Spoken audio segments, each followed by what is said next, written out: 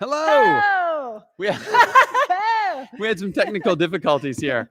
Again, I thought we had worked out all the bugs. We were so smooth You for were- 2 weeks in a row. Yeah, you were close. And then all of a sudden this week we were back to, what was the issue here? I don't know. Who knows? I don't even know what's going on anymore. Mystery. So I'll- hopefully people are going to find us here on YouTube. The stream on Facebook kind of worked, but then the stream on Facebook didn't. No, the stream on Facebook did work. It was always The stream on working. YouTube didn't work. So then we've we just been abandoned Facebook and we came to YouTube. So where we've people are- always been. That's right. Back to our home on YouTube. People are starting to jump in now, That's which great. is great. So say hi if you're here.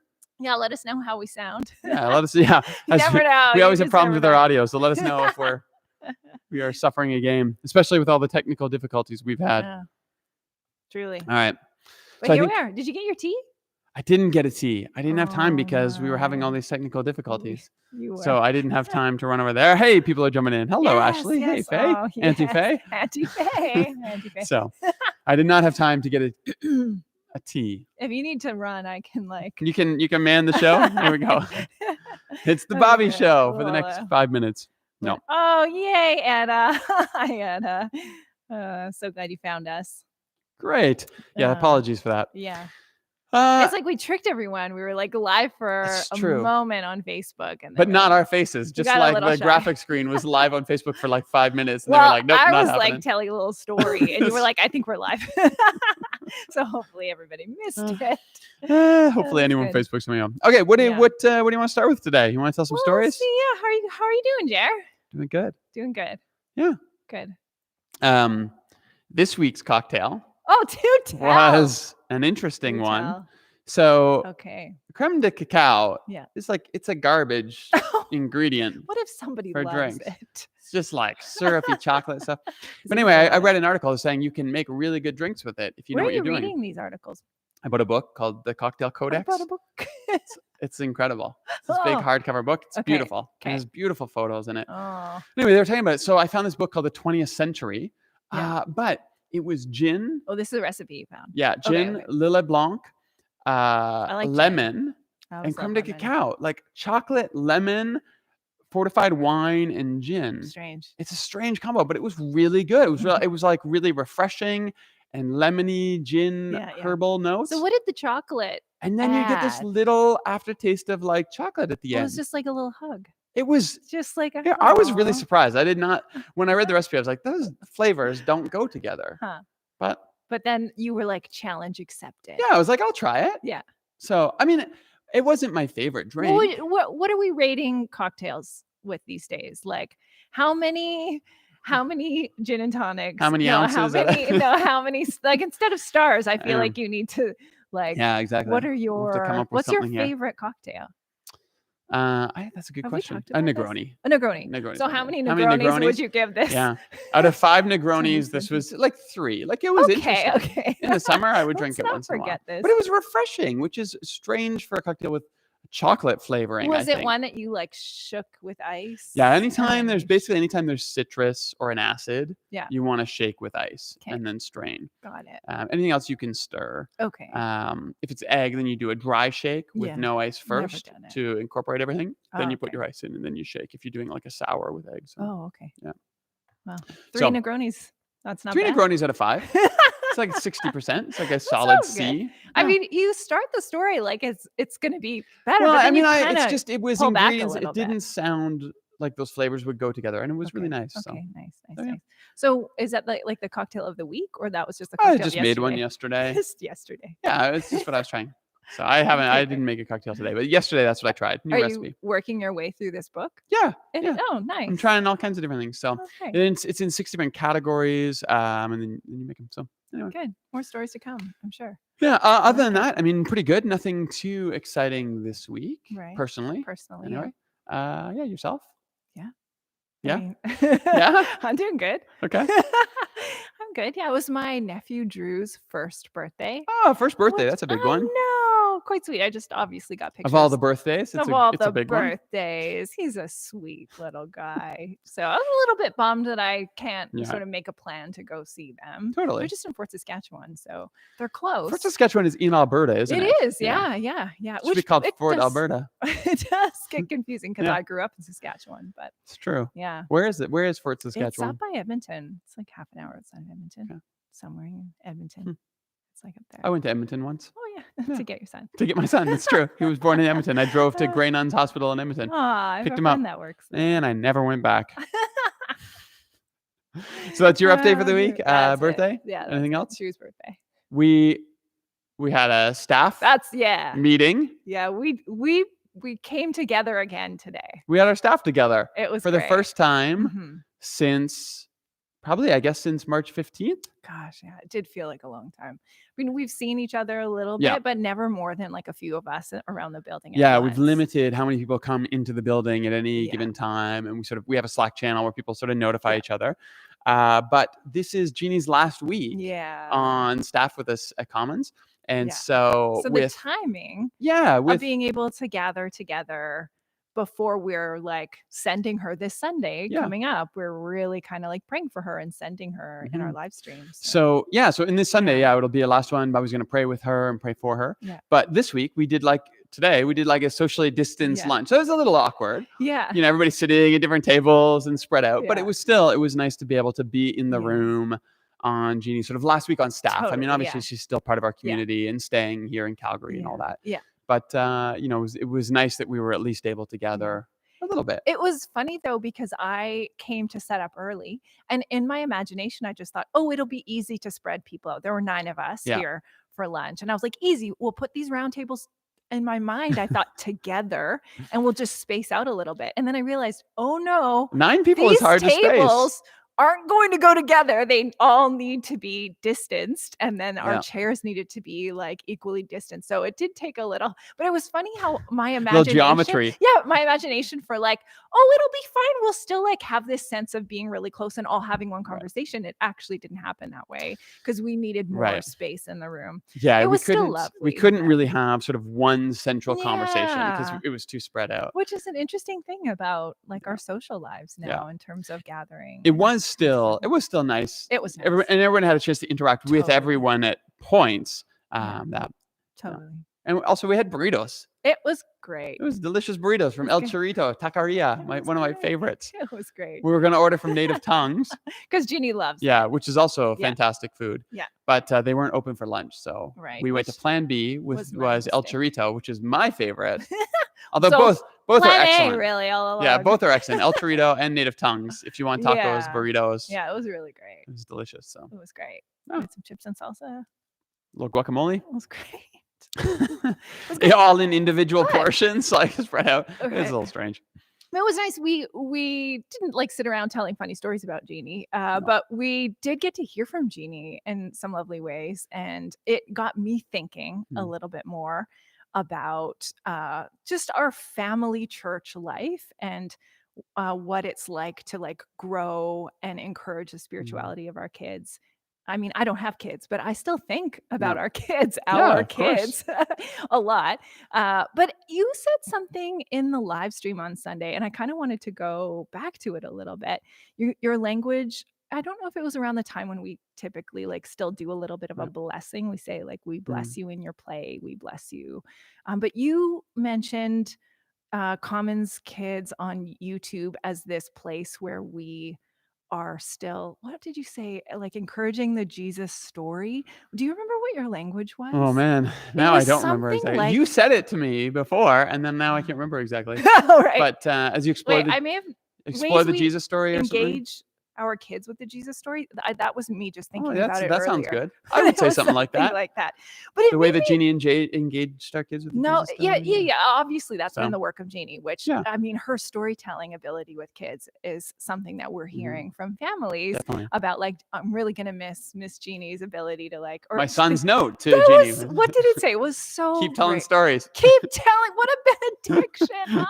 Ah, Jeannie, go keep telling Yeah, stories. Eaton wrote her a note, made her a Yeah. little card, and that's what it said in minute. This is Keep telling great. stories. It's great. But it did have me wondering about this moment. Like we've been talking about the creativity that's available to Mm. us as we've like sort of endured these different restrictions in life in this time of like preventing COVID. Mhm. But it made me wonder about like what does that look like for us to like continue to wonder about engaging Like with the young kids people?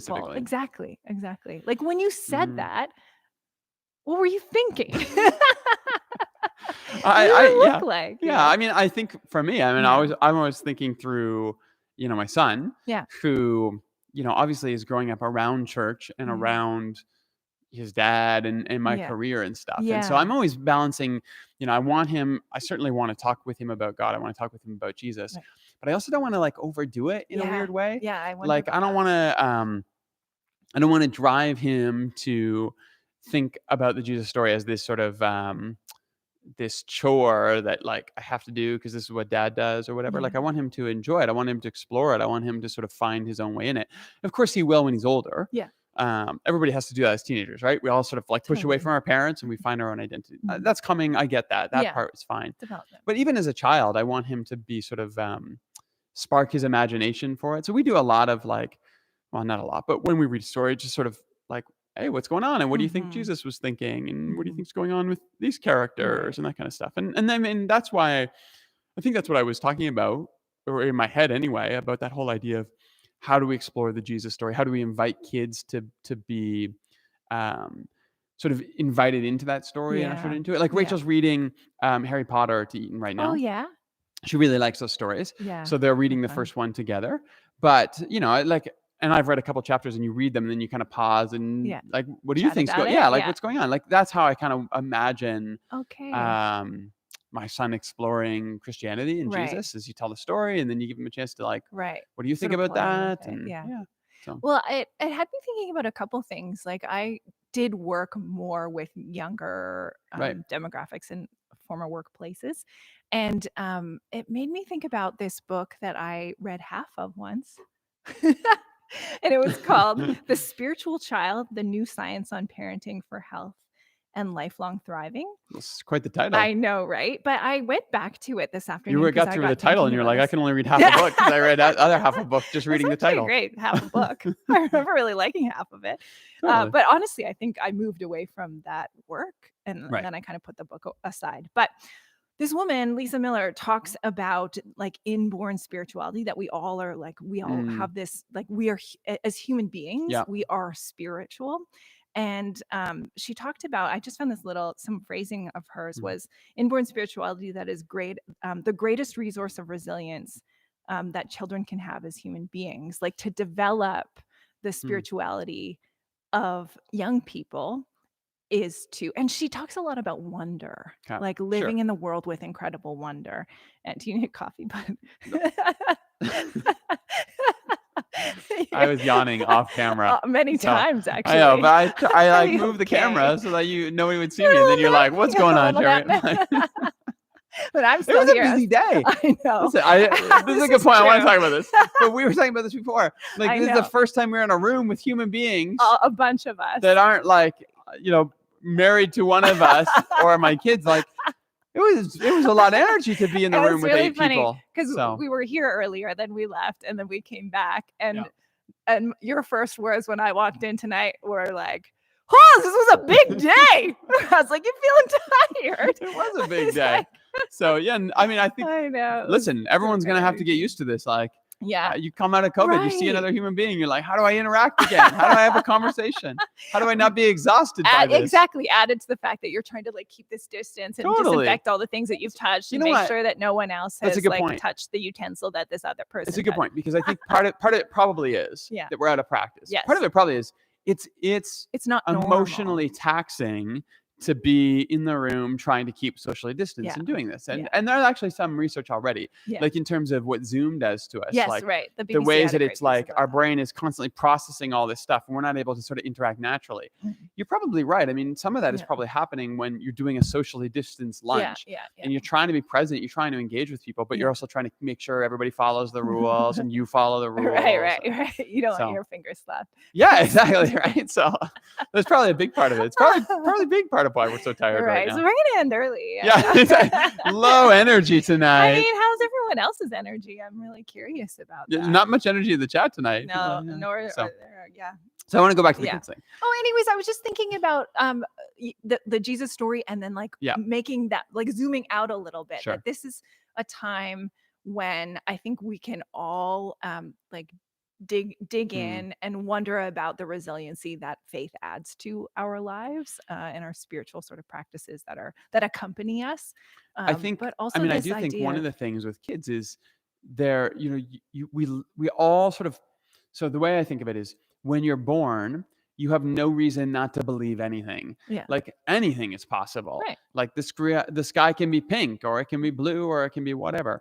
But slowly through our lives, like things become less and less possible. Like I can't be an astronaut and the sky is not red. And, like these things get layered on top of us. And all of that's true. All that's good. Like we can't go through the world like pretending like everything's possible. But I think there is something that we lose from that, where sort of like when that becomes our framework, that our default is things are not possible because I've learned all these things I had to like cross off my list. Right. Then I think it really does get hard to hold on to faith, like Jesus would say, a childlike way, Right. because you're so used to being practical, and faith is not practical. Right. Like I don't mean it's nonsensical. Yeah. I mean faith that contradicts science, faith that contradicts, plain evidence. This is not good faith. That's not a good way to trust. Right. But trust is faith is never going to be just purely math and 2 + 2 = 4. Like there's always going to be some element of possibility and some risk in faith, right? Because you're trusting someone. In this case, you're trusting God. You may firmly believe that God's never going to let you down, but you may put your faith in the wrong expression of God. You may believe in God the wrong way. Those things may let you down constantly. So there's always an element sort of of risk. making and re-break. And there's always an element of possibility in that. And I think that's sort of part of what Jesus is talking about when he's like, you've got to come back as a child. And part of what you're talking about is this idea of wonder and how deeply important that is to spirituality. Right. And that's, when I'm reading stories to my son and we're talking through the Jesus Storybook Bible, like I want these things to be fun. I want them to be fascinating. And I'm not just saying like entertaining. I don't mean that. Like, no, it has a structure of meaning making. And like this sort of framework for being in the world. I don't want prayer to be rote. I don't want it to be like just rote. Like there's a beauty in roteness too, and a ritual, like all of these things. Yeah, because I got thinking, because again, that phrase really stood out to me in the live stream, and I got thinking about, well, what do I really take from my own childhood? What formed the Jesus story in me? Because I've always been a part of this tradition, the Christian tradition. I was raised in the Catholic Church. So I was thinking about my experience of the Catholic Church, and it was ritual and the imagery and just like the kind of big picture of the thing that stayed with me. It wasn't the catechism lessons so much. It was the like kind of going and being a part of a community and like something about the relationships is a very embodied thing. But I also got thinking about the fact that I grew up in a rural community, so very, very small, and kind of an analog time, and we're in this like urban space and a very digital time. And so I was thinking about that this afternoon, like what does this moment invite us into in terms of the creativity of our faith community around formation of the Jesus story with young people. I mean, I just enjoyed thinking about it. Again, I'm not raising my own kids, but I care about how we do that. It takes a village. We're all raising our kids together. Everybody's kids, sure. Totally, we are. So I don't know. I enjoyed. I mean, maybe that's kind of an invitation to think through some of the things that we bring with us if we were raised with, I faith feel tradition stuff. Very inadequate as a parent teaching the Jesus story to my son. Like I'm pretty confident about like, getting up here and talking to 1,000 people. Right. Like, how do I engage my son with this? Feels like a very different type of skill set. And I'm always trying to balance this, like, am I pushing too hard? Am I letting him off the hook too much? Where do these things come from? So that's really interesting. Can you say any more about that? I don't know what else there is to say. It's just, okay. It's not like a stressful thing. Like I don't want to stress about it all the time. It's just I think you're walking this really interesting line. And I think that kind of like, you don't want to oversaturate the the being with the story that Yeah. they're just like, get it away from me. Like This I is want, maybe it's part of the way to say it is I want Eaton to pick up, and M eventually. yeah, I want them to pick up. I think I resonate with some of what you're saying. I want them to pick up the spirituality yeah, through the community around it, not just, oh, that's what dad does for a job, totally. right? So Their own yeah, experience so, of the thing. yeah, but even more than just their own personal thing. Like I want to have that kind of communal experience of it. Like I want Right. Jeannie to be there telling the stories, and Yeah. he's like, oh yeah, this is what I learned from Jeannie, and this is what we Right. heard here, and Yeah. this is what I heard Bobby say, and this is what one Right. of the kids told me. Like Totally. that kind of a thing, rather than Right. just the big Jesus things are things he gets from me Yeah. because he knows that also that's what I do for a Right. living. So I Right. don't, it's a weird thing. Oh, it It's a is weird so interesting. rabbit hole to be on this kids kick right now, but it makes sense right Yeah. now with changes in staffing and Totally. changes of how we're thinking these things right Mhm, now. mhm, mhm. Jeannie, has been such Yeah. a formative part of the Commons community for just that reason. Um, Mhm. a lot of us who experience Commons upstairs on a Sunday Yeah, yeah. are familiar with you and I, Yeah. but families Yeah. whose kids are interacting with it are very familiar with Jeannie, even if they don't know her that personally, Yeah. because it's shaping the ways that we're having these conversations at Right, home and the right. ways that we're talking about it. Yeah. I think it's really important because there's a lot of, um, yeah, I mean, kids are impressionable, but also there's a lot of the Bible that's sort of not child appropriate. Totally. And so how do we talk about those stories, or how do Yeah. we wait on those stories? How do we Right. choose which stories to tell? I mean, all of Right. that it takes a lot of wisdom. Totally, So totally. Yeah. Yeah, yeah, yeah. It does take a lot of wisdom because you don't want to flatten them out. You want to have them still like be opening and like sort of curious and engaging mhm. stories, kind of wild, but appropriately wild. I like Ashley says here, I know my Yeah. mom always encouraged us to ask questions in church or Sunday school. Questioning the story was not bad. Mm, She'd be like, that's a good point. How do we find out more about that? Like, I mean, I that's think that's great. the whole piece, is trying to figure out how do I Yeah. find ways to enter into that conversation with Right. my son, Totally. rather than sort of downloading information, because information is not Totally. really what he needs right now. Right, right, He needs right. to have his imagination shaped in different directions about Right. how he can imagine the world and how he can imagine Right. people and relationships and Right. stuff. Like the information, I mean, but that's the thing. Like that's what I do, right? Like my Right. shtick is like, here's this obscure thing that I read in a textbook somewhere, like, and then it's like I got to talk to my son about like opening his imagination to new ways of thinking Right. about the world of Bible. I'm like, I don't know how to That's do that. I know how to talk to you great. about like Right. ancient words and what Right. they used to mean. So Boring, know. Dad. Yeah, when I try to translate a There's word for this him, rabbi. yeah. That's the Oh, maybe that's the gosh. maybe that's why I love feel that. inadequate. So I've been talking to my son about ancient Greek.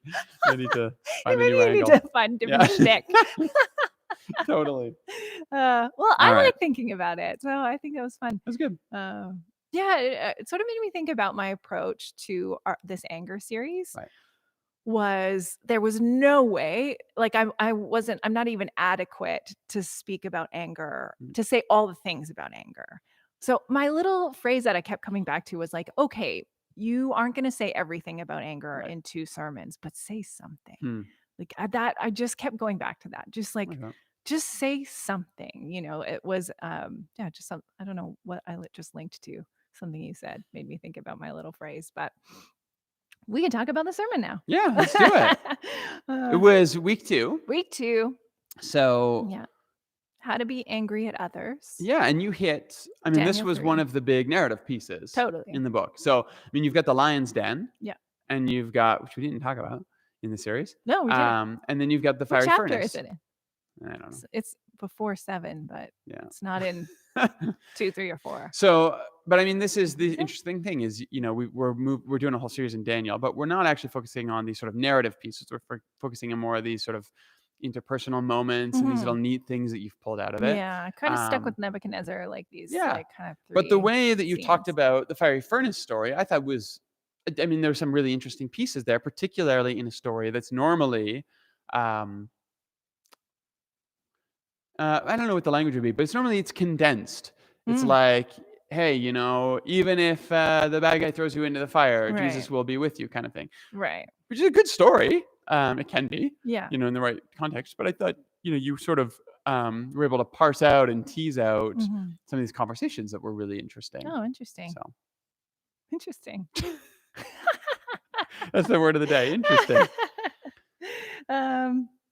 Yeah. Well, there were some things that I really enjoyed Yeah. about this message. I think I really enjoyed the exploration of these extremes of anger, the outrage, the Mhm. outburst, and the suppression, Yeah. and this kind of finding a wise, healthy way with our anger with others. So we see Nebuchadnezzar Yeah. rage with rage and fury, which is a typical motif in this Sure. kind of story. The king is going to be that kind of king. So Kings are gonna king. king are gonna king.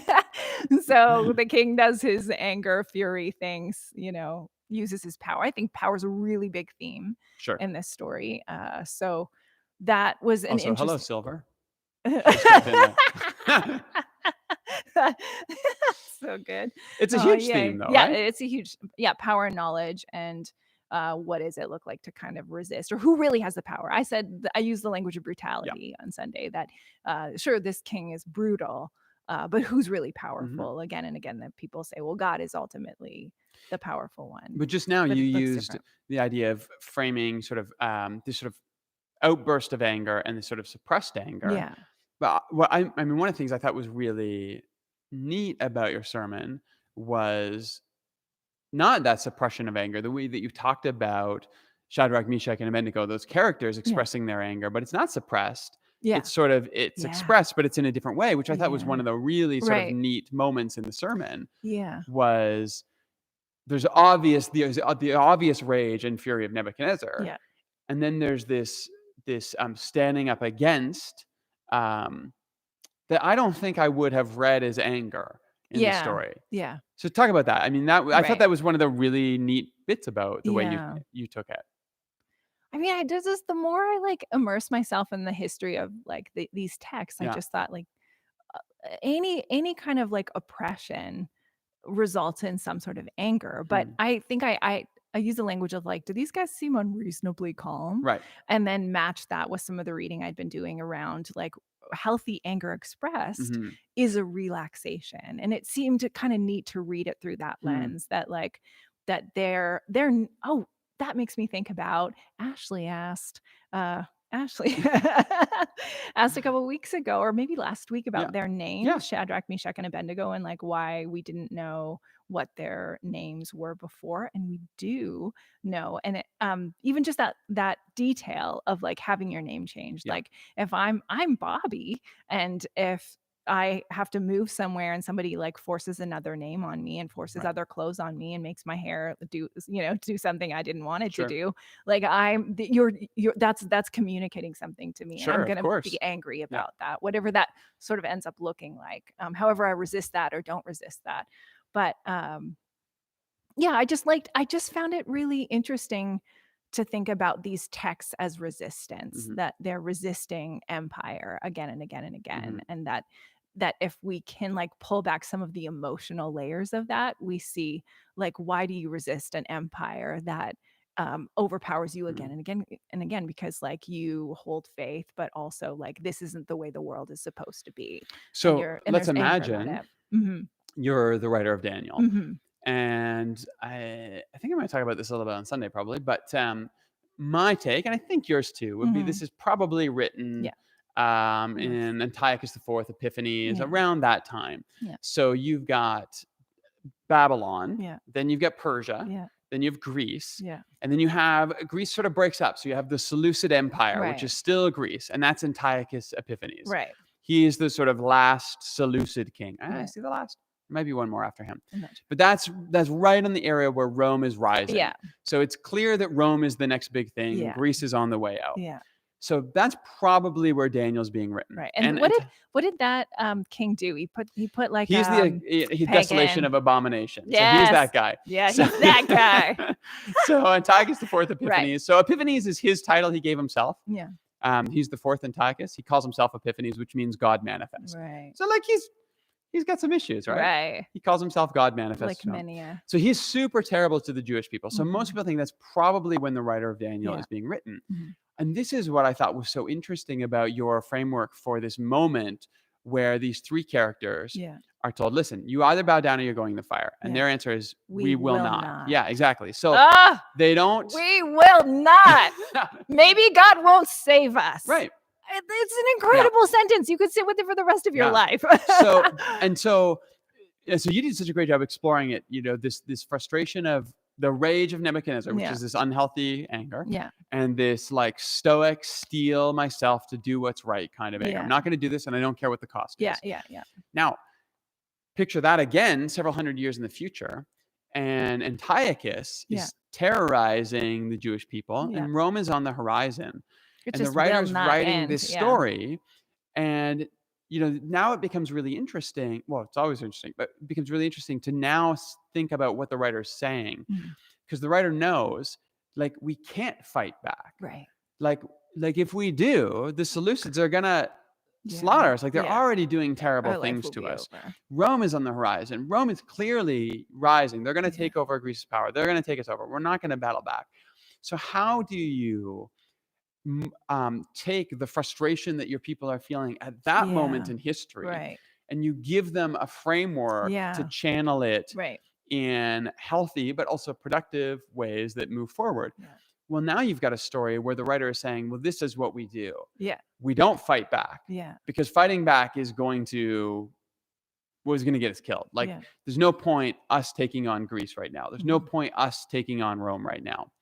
So you don't do that, but you stand up. You pay the cost if you need to. Like, if Antiochus is going to bring Mhm. pig's blood into the temple, if he's going to Right. bring the Roman, the eagle, all these things, and the Romans Yeah. do the same kind of things later, to humiliate the Jews. Mhm. But it's like, this is our story. Yeah. It's not, we're not gonna pull out swords. We're not gonna fight Right. back. We can't do that. We know that, but that doesn't mean that we buckle under. It doesn't Right. mean that we just give in. It doesn't mean that we Yeah. allow oppression and injustice to take over. Yeah. Like, we find ways. And storytelling is Exactly. a huge way we do that, by being the tellers of our own story. Yeah. Carol Newsom's language was like, it gives them a sovereign Exactly. power. But not that- just of that No, thing with Nebuchadnezzar. it goes with them. Exactly. And so it- when we take yeah. our past and we tell that story in a new way, Mhm. that gives us a way to think about our present Mhm, moment, mhm. right? Yeah. So now, how are the Jews? They are experiencing oppression Right. like this in a Right. different way. Right.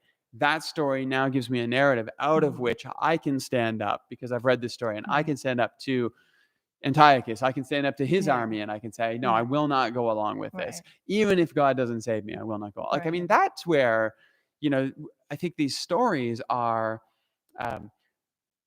this is where textual criticism, source criticism, all these historical critical tools that we have make the Bible more fascinating, not less. And the narrative aspect as Mhm. well, like really looking at how narratives were constructed, the way that they were. Yeah, and when we can understand continue all these to- overlapping details, now it's not just how do I understand what happened in Babylon and how does that give me new insight into the Right, story, right. but now I can also understand how does the Seleucid Empire, how does Greek, how does Roman Empire play into this, and how does that add another layer on top of the Right. story?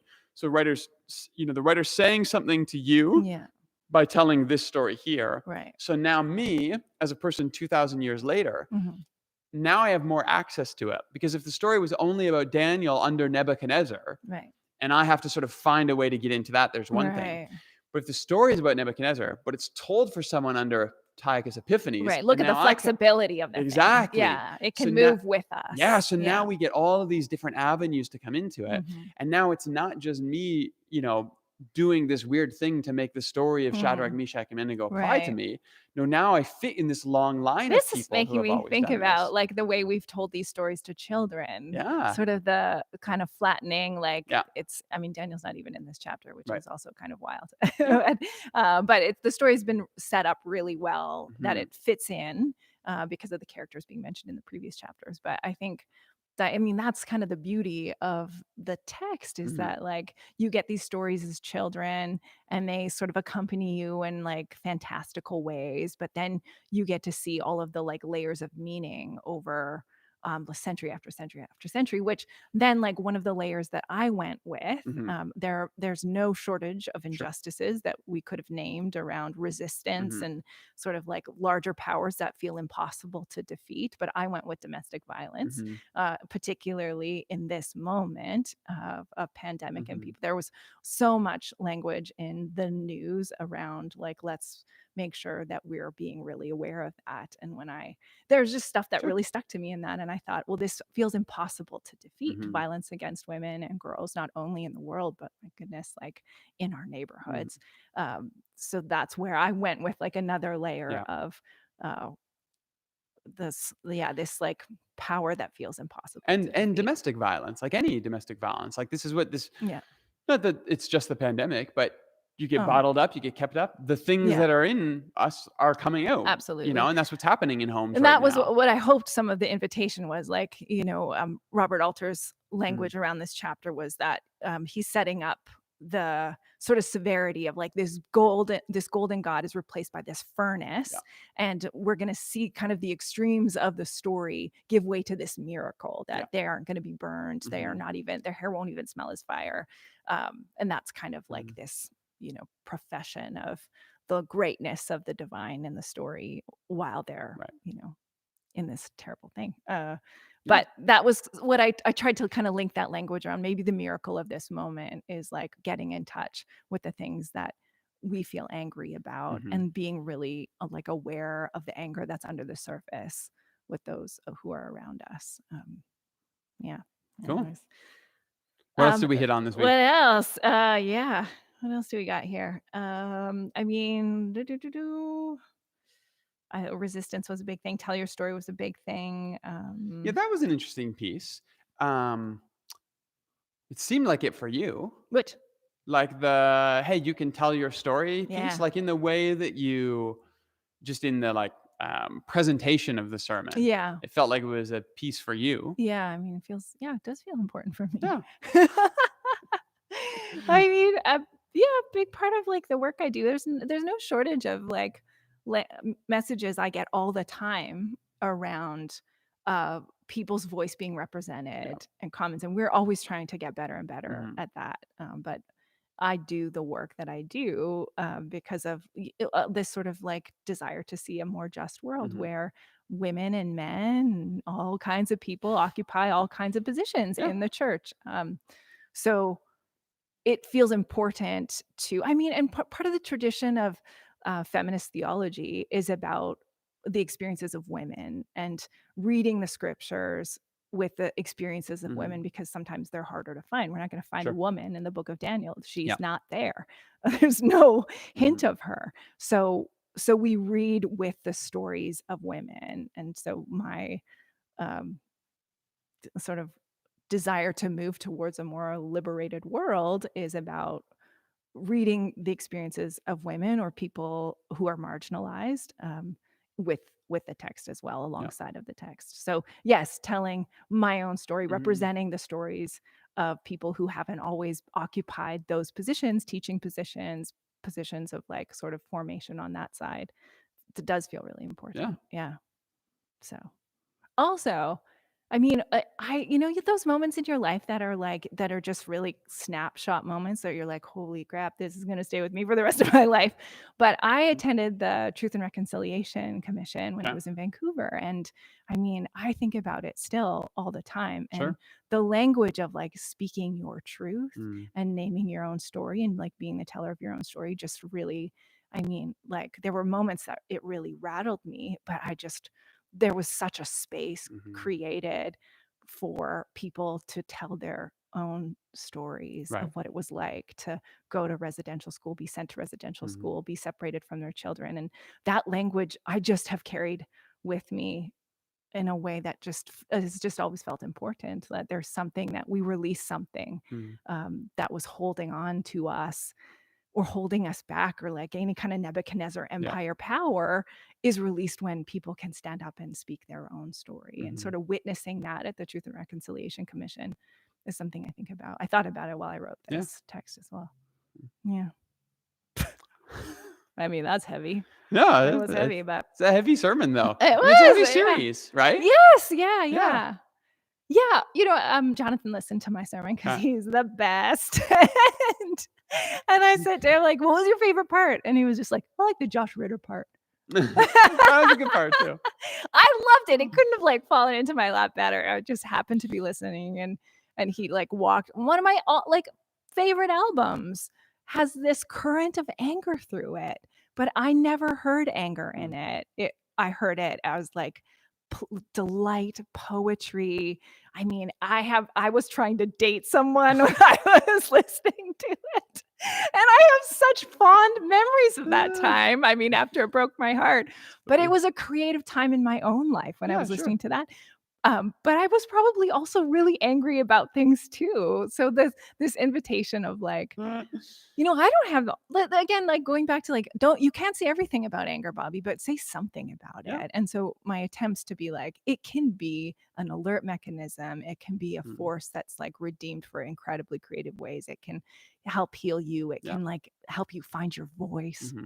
Yeah. It can also like tear you apart, and it can also go incredibly sideways, right? And I think this is and keeping it inside of you can make you incredibly sick, which is something I did a lot of reading around as well. And I think that's the difficult thing with sort of these more volatile emotions is some of us have probably been around people who've been very angry and not in good ways. Right. And you're just like, I don't want that. I don't want that for my life. I don't want to be angry. I don't want to be angry. I don't want to be an angry person.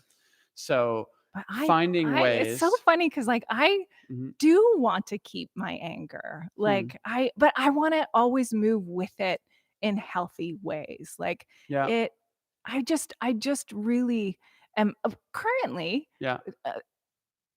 finding it to be just like an important part of being a human, and not in a toxic way. Like, again, I don't want to rage. I don't want to be bitter. I don't want to be a closed person. I want it to move me towards love. Love for maybe particularly like any experience of our neighborhoods where people are marginalized. I want to be angry about those things and move myself towards love. Yeah. But I think that's the thing. I think anger that doesn't get processed it's not going to be good for you. It's not going to help you. It's not going to move you forward. And this is the tricky thing with a lot of these difficult emotions, even like sadness. Is nobody wants to be sad. And I hear what you're saying. So don't. I know. I'm always. I just get a little defensive when someone's like, "Don't be." I don't think we should want to be angry in the sense of like I want to be sad. I don't want to be sad. I don't want to be angry. I think what's important about what you're saying is I don't want to not feel the things that I feel. And that's super important. Like to say if I don't, when I say I don't want to be angry, if by that if somebody takes from that or what I take from that is, well, then I'm not going to feel those emotions. I'm going to push them aside. Or I'm not going to name them. I'm not going to allow them to speak to me. And that's where I want to be like, no. Well, then that's not healthy. But I think if it becomes like, you know, I think what does happen is we become enamored with certain emotions. Like I want to be sad.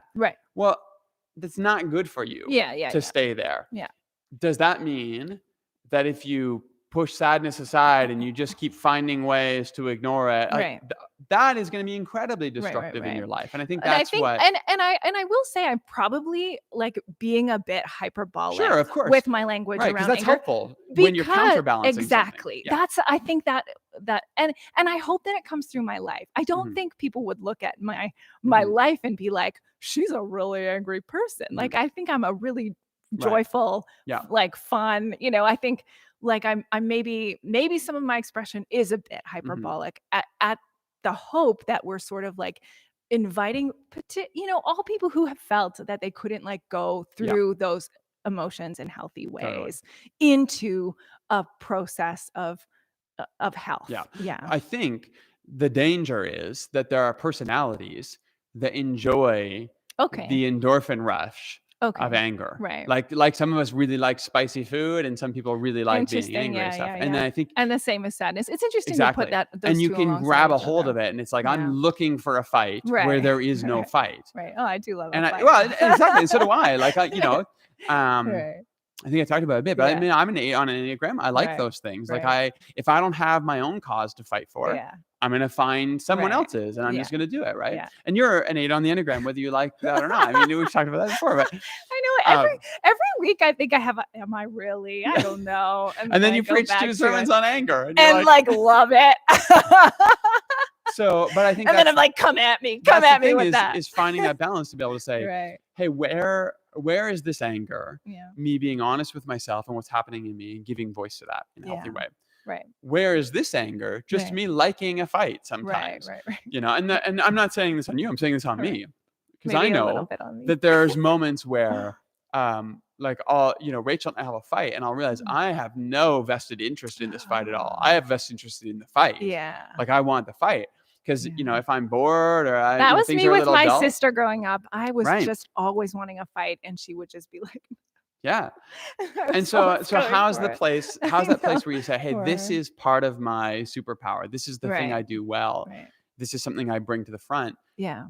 How do I make sure that that strength doesn't take over me? Yeah. Yeah. And drive me? And I don't think it does for you at all. And I don't Right. think people would pick up on that. Right. I think those are the pieces that we have to sort of keep balancing. And I Yeah. do appreciate the way you're talking about it, in the sense of there's no such thing as walking down the center of any line, right? We Yeah. all need balance in our Yeah. lives. There's no such thing as that. Right. There's only ever sort of careening back and Right. forth and trying not to Yeah. fall in the ditch. Right. So life in balance Mhm. is constantly Mhm. counterbalancing. Right. Right. Right. Right. So I've never had a balance between homework and work life. Yeah. I've had moments where I've leaned more into work, and I've had moments where I've leaned more into life. Right.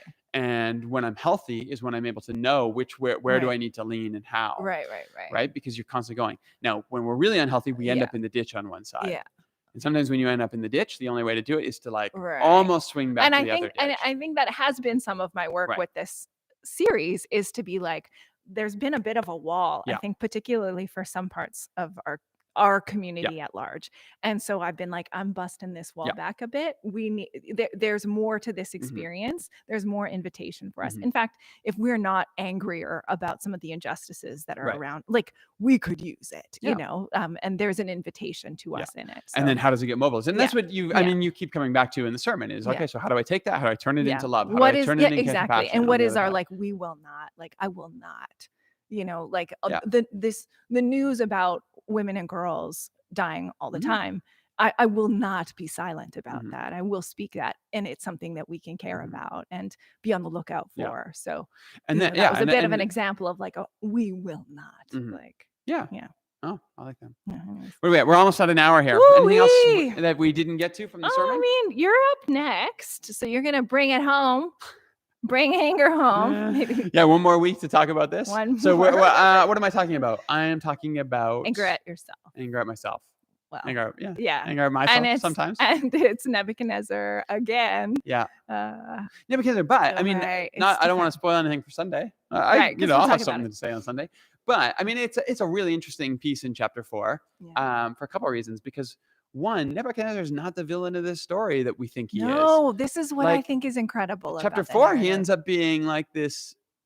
Like, he turns everything around. Yeah. Like, he goes from being the guy whose anger gets the best of him At the beginning of each of these stories. and brings out the worst of him. Yeah. And he comes around to being, I think I probably use a quote from Golden Guy, but he talks about like the interesting thing about Nebuchadnezzar is he is this example of how arrogance and power, can destroy us, but also Yeah. an example of how to respond to chastisement and humiliation. He basically says like, what do we do with this character I who's know, like, because he has like way more space on the page, way Yeah. more like emotional range than any of the sort Yeah. of main heroes of the he's story. a I really mean, interesting character. He really Yeah. is. And there's a also chapter Great 4 amount of compassion. does. Yeah, and he receives a great towards amount. him, Yeah. exactly, as whoever constructed, Yeah. the scribes who constructed the thing, Yeah. managed to still like turn us towards this character who, Mm-hmm. is enemy, and see much more than enemy. And then you gave me the Which I- weirdest chapter. I truly do. Like chapter 4 is so weird. Like it starts out with this dream, which might be the same dream, but maybe Right, it's a different dream. right. Then it gets interpreted, and then the dream the- happens. and then Yeah. like Nebuchadnezzar turns into a wild animal I'm for excited. a year, and I'm then excited to see what you do with it's it. a weird But story. I just thought Good there's stuff. something about maybe even some of the not the correction to some of the things I've been saying, but the like what anger can do to us Mhm. in terms of taking us further from our humanity, rather than Well, that's what I bringing think. us That's what I back to think is it. going on. That's my Yeah. take would be that That was where I would have. this is Nebuchadnezzar. Yeah, I mean, I took your notes. You gave me notes on what to do, but that Nebuchadnezzar, Yeah, the you heard it Nebuchadnezzar's here, version of the folks. story Right. is his experience of it. Yes. So Daniel sees it as he like unleashes this furious rage. Yeah. Nebuchadnezzar sees it as I became an Right. animal. Right. You know, and in some ways, Nebuchadnezzar's Yeah. even more true, right? Like it speaks Yeah, to something really true there, which totally. is, you I know what, we really gotta, like I have this to do the sermon, and then we have to one. talk about the sermon next week. Right, So right, let's right, save right, it for then, right, because I right, still right. have to Right. get through that.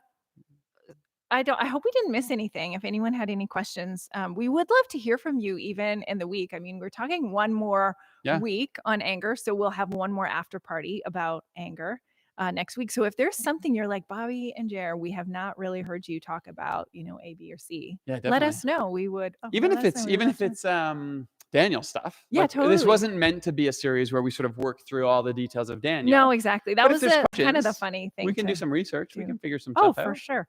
I mean, We got time. Right. Yeah, it's a really fun text to step Yeah. into, and it was really fun for me. I did really enjoy it, just like moving into this kind of like different space of Yeah. text, not just kind of going to the like, I mean, we could have gone to Jesus being angry in the temple, like Totally. that, you know, was on my mind a lot as Yeah. well. But I thought, no, I'm just gonna stick with this story and like mine it more and more and Yeah, more and see we what's were in there. Jesus a lot this year. Yeah, I mean, we love him. Yeah. So it's good to be bad. This is weird. I mean, I felt like our energy was low tonight, but like good conversation. Oh, Like, good. neat stuff. That's great. Cool. Something. How should we end? You want a moment of gratitude? Yeah, sure. Yeah. Let's do a moment of Go, gratitude. you go first. Give me time to think about it. Right.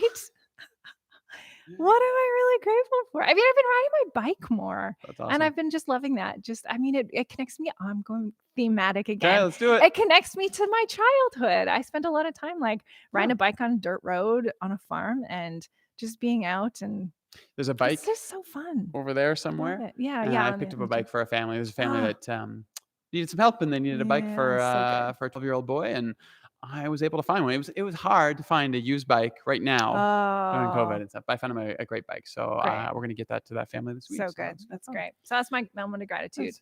Biking. You know what? I'll say I don't know if she's watching tonight, but I'll say Jeannie. I mean, Jeannie Yeah. has been such a huge part of honestly shaping Commons. Truly. You know, there's the sort of Commons that I imagined, you know, Hmm. 5 years ago or 6 years ago when I planted the church. Right. But a lot of what Commons has become has been shaped by the families that have participated Yeah. and the ways that we have imagined what it's like to share the Jesus Mhm. story. So certainly thankful for all of her contributions and work to this, you know, community that I sort of dreamed up and I still get to participate in. Like Mhm. I owe this huge debt to her. All of us Yeah. on staff do, all of us Sure. in community do. Mhm. But also grateful for like hard but good transitions. Like, you know, the beautiful Yes. thing at Commons, and we're only 6 years old, so maybe we'll have a hard one. You know, when you quit or something like that. Bobby's never gonna quit. But I mean, Watch me. Just watch me. now she's angry. But I'm very thankful that Yes. Yeah. all of our transitions, Yeah. Joel, who moved on to a new Yeah. role, and Jeannie, they've been so filled with grace, and they've just been the right time and the right move at the right Totally. moment. And the people on the team have sensed that. I've sensed that. You know, Yeah. it's been able to come together. I'm really grateful that as part of the team that leads Commons, Yeah. those transitions have Yeah. been so full of a lot of love and a lot of Yeah. grace and a lot of care for everyone involved. And I mean, that's a really, Yeah. I mean, at a selfish level, it makes my job easier. Right. But at a like, at me as a leader in the Organizational, community yeah. and stuff, I feel so blessed to sort of be able to lead that way and participate in those types of transitions. So Mhm. even awkwardly socially Yeah. distanced today around Right. tables, Right. that was a really neat moment. Yeah. So, Yeah. I appreciate you highlighting that. It's Yeah. true. It's true. Cool. It's great. Okay. Thanks, everyone. Thanks, everyone. This Really good. week, tomorrow nights, we'll be on Instagram for Living Room Worship. Yeah. That one's going to be good. It's gonna be great. New person leading. I feel really true. excited about it. That's So, going to be cool. yeah. Thursday, I'll be back on YouTube. You know what? I forgot to plug in my computer this time. It's about to die. Just got a warning. Woo! It's about to die any moment here. Okay, bye. Thursday, I'll be back on YouTube with some thoughts. Friday, we'll have another community Community challenge challenge. in the community, a common area. And we'll be That's back so on Sunday. The community's about to die. Thanks, Bye. guys. See ya.